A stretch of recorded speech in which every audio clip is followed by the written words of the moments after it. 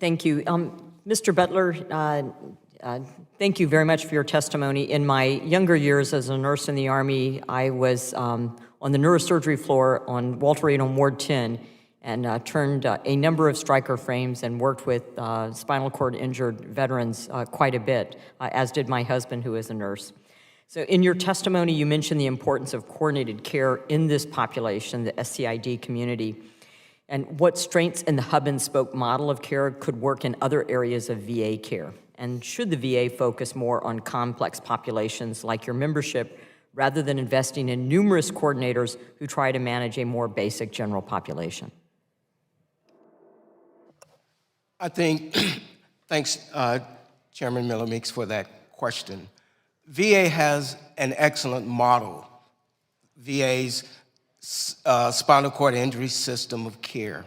So one thing that they could do is examine that model, and why is that model so superior to the coordination of care throughout the SCID program in comparison to care outside of that system. They may find that there's some uniqueness in the way the SCID care is delivered throughout that system that they can use throughout the entire VA healthcare system to gain some leverage in the coordination of care outside the SCID system of care. As a template, then? Yes. Ms. Sawyer, in your testimony, you and Mr. Brady both mentioned the Federal Recovery Coordinator Program.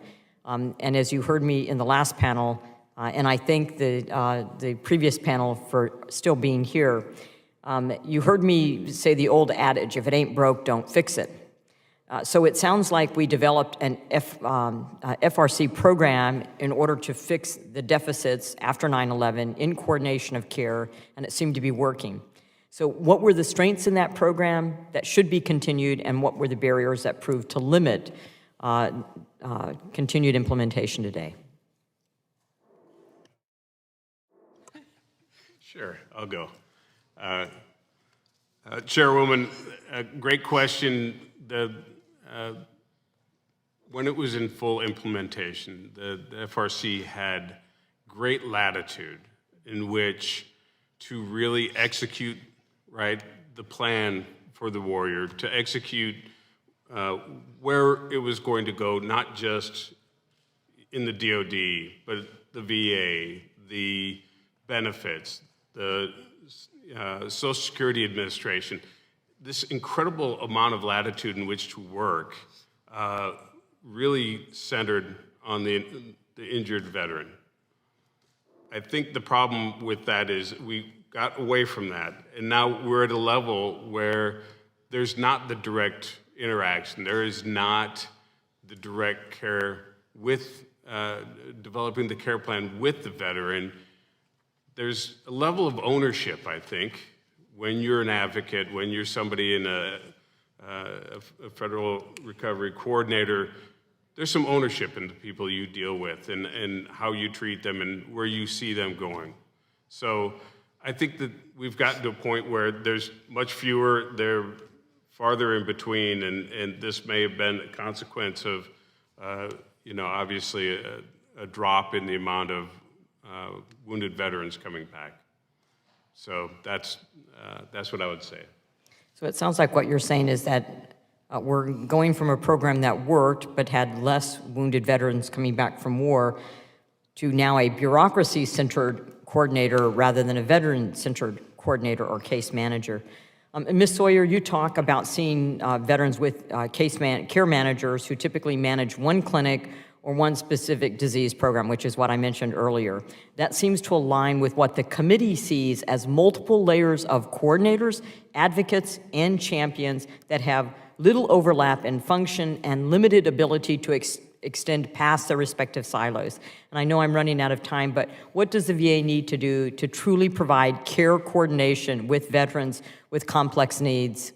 And then in writing, if the three of you could submit to the committee, are there any organizations outside of the VA, any health systems that you think do case management and care coordination especially well, if you could refer that to us.